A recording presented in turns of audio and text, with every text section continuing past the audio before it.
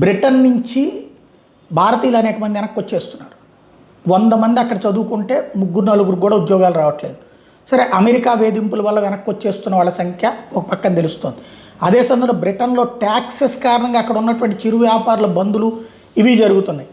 అలాగే ఇప్పుడు అక్కడ 16,500 మంది కోటీశ్వర్లు, ఒకళ్ళు కాదు ఇద్దరు కాదు, 16,500 మంది కోటీశ్వర్లు 2025 సంవత్సరంలో బ్రిటన్ వదిలిపెట్టి వెళ్ళిపోయారు. ఏదైతే గత 45 రోజులలో లెక్కేసుకుంటే ఇంకొక 4,200 మంది దేశం విడిచి వెళ్ళిపోయారు.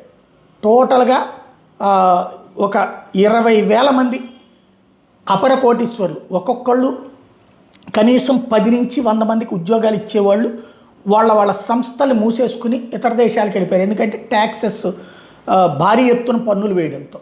ఇక దాంతో ఆయా సంస్థలు వాళ్ళ దగ్గర పనిచేసే వాళ్ళ ఉద్యోగాలు కూడా కోల్పోయి వాళ్ళు నిరుద్యోగులుగా మారినటువంటి దౌర్భాగ్య పరిస్థితి.